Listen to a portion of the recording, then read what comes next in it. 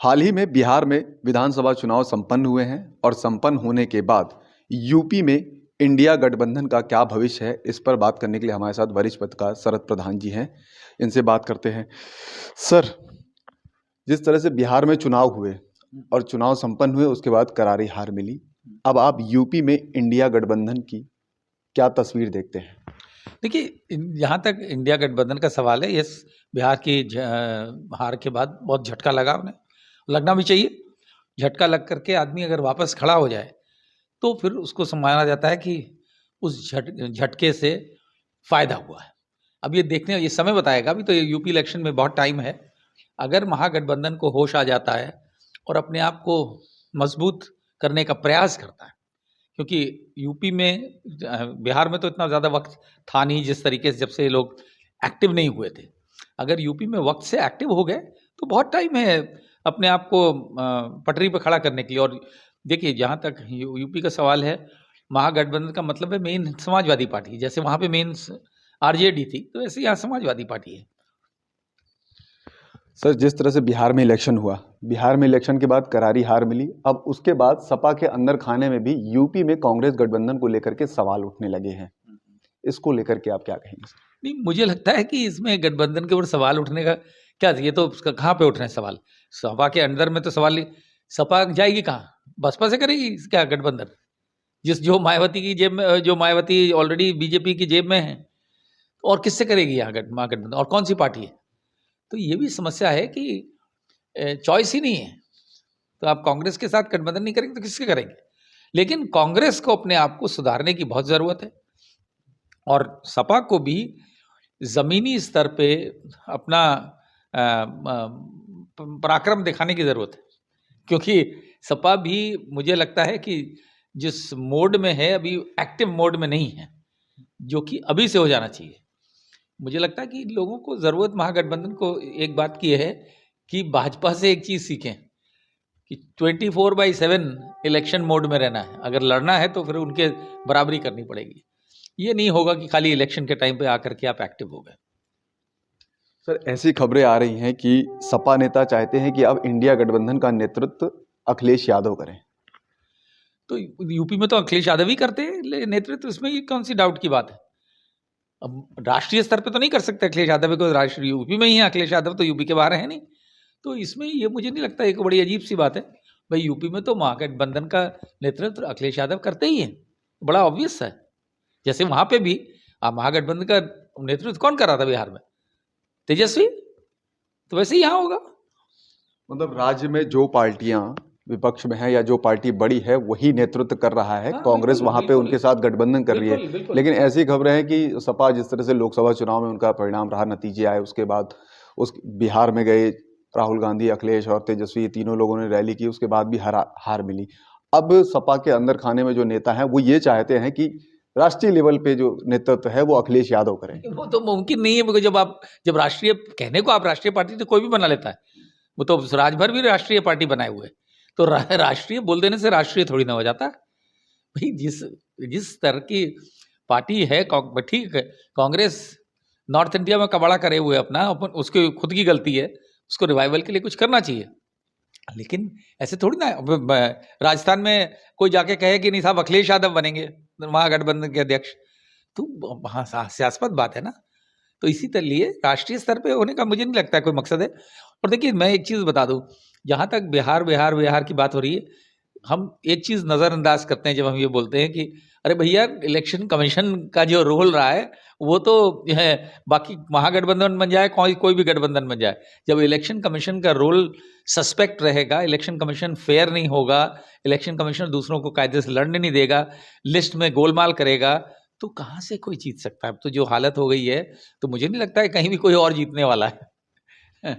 Sir, जिस तरह से ओवैसी की पार्टी ने बिहार में 5 सीटों पे जीत दर्ज की है, अब यूपी में कितनी मुश्किलें खड़ी कर सकते हैं ओवैसी? क्योंकि वो हर प्लेटफॉर्म पे खुलकर कह रहे हैं कि यूपी में और दमखम के साथ हम लड़ेंगे। तो क्या एमवाई फैक्टर को यहाँ डिमोलिश, कहीं कुछ नुकसान पहुंचा सकते हैं ओवैसी? मुझे एक जो चीज़ एम वाई फैक्टर हम लोगों को सुनने में बड़ा अच्छा था, हम पत्रकारों को। मुझे नहीं लगता है कि समाजवादी पार्टी सिर्फ सीमित है एम वाई में। जो उन्होंने अपना पीडीए चलाया वो अच्छे तरीके से चलाया। और एक तरफ तो आप कह रहे हैं कि वहाँ लोकसभा में बहुत अच्छा परफॉर्म किया, अरे भाई, लोकसभा में सबका एक कंबाइंड एफर्ट था और उसमें बहुत बड़ा रोल था राहुल गांधी का, कांग्रेस को रिवाइव करने में नहीं, माहौल क्रिएट करने में। राहुल गांधी ने जो एक कैंपेन चलाया वो राहुल गांधी ने ही पकड़ा था कि भारतीय जनता पार्टी कह रही है कि हम वो बदले, संविधान जो है बदलेंगे, 400 पार की बात कर रहे थे। तो राहुल गांधी का ही आइडिया था जो लोगों को जाके समझाया कि भाई देखो, संविधान बदल के आरक्षण खत्म करना चाहते हैं। ये तो कैंपेन राहुल गांधी का ही था। तो वो उसकी सक्सेस। समाजवादी पार्टी की सक्सेस इस बात की थी कि उसने नॉन यादव्स को उसमें जोड़ा। फिर भी एम वाई करते हैं तो ये बड़ी बचकाना सी चीज लगती है। मुझे लगता है टोटलिटी में होता है, और इन सब के ऊपर उसके बावजूद भी इलेक्शन कमीशन अगर खेल करता रहेगा, फ्री एंड फेयर इलेक्शन नहीं होगा तो इस देश में खत्म है, फिर इलेक्शन का कोई मतलब नहीं। वैसे बिहार में 24 सीटों पर प्लेयर बने, अब यूपी में वो कह रहे हैं कि हम 48 सीटों में दमखम दिखाएंगे और प्लेयर बनेंगे और दुगनी ताकत से लड़ेंगे, क्योंकि बिहार में जिस तरह से उन्होंने 5 सीटों पे जीत दर्ज की और उसके बाद टोटल 24 सीटों पे वो प्लेयर बने हैं, उनका ऐसा मानना है।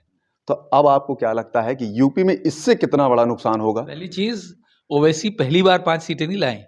पिछले चुनाव में भी कितनी सीटें थी बिहार में ओवैसी के पास? 5 ही थी मेरे ख्याल। बताइए अगर मैं गलत हूं।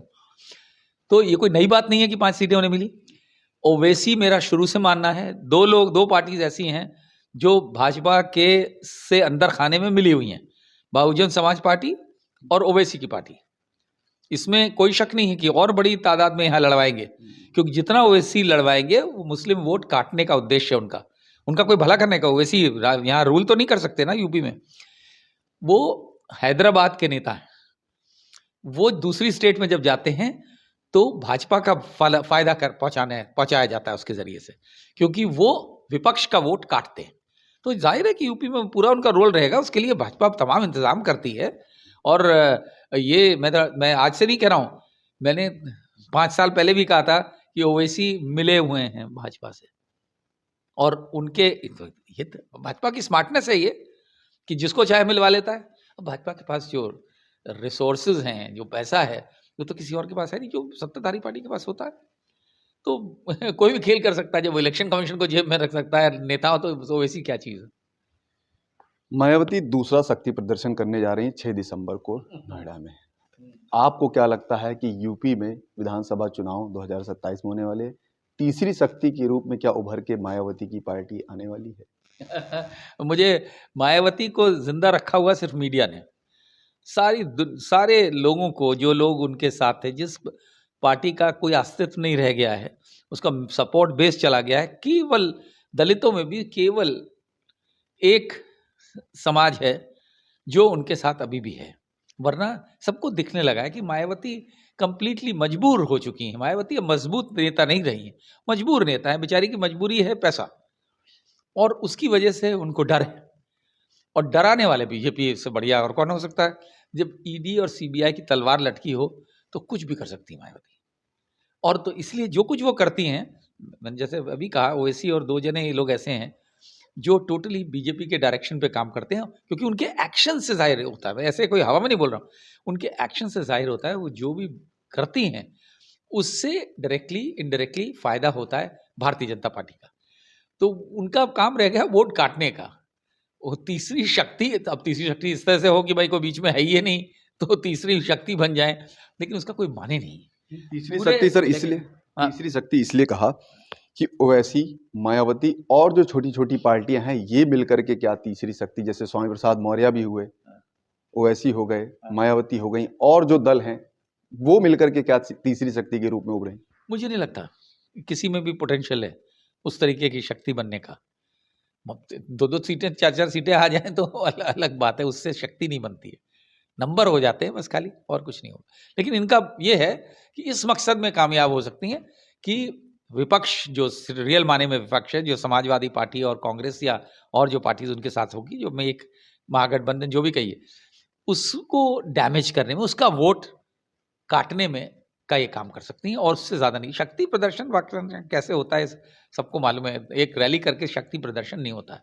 एक जमाना था जब मायावती की वाकई में शक्ति थी, तो उन्होंने खुद ही खो दी, और वो इसलिए खो दी क्योंकि मजबूर हो गई हैं। अब अपने आप को बचाएं या पार्टी को बचाएं, जिंदा करें। और उनका कभी क्या है, परिवारवाद की बात एक तरफ होती है, तो उनके यहाँ परिवार के बियॉन्ड पार्टी है कहाँ? सब तो चल चले गए। उसको शक्ति मान लेना तो मुझे कोई माने नहीं उस बात का, हवाई बात।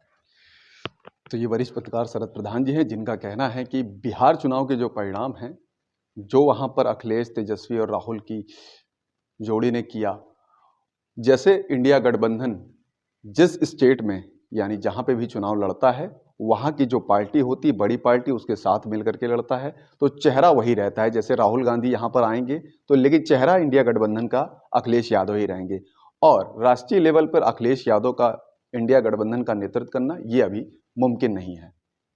कैमरा पर्सन धर्मेंद्र साहू के साथ मनोज पांडे, लखनऊ न्यूज़ 24।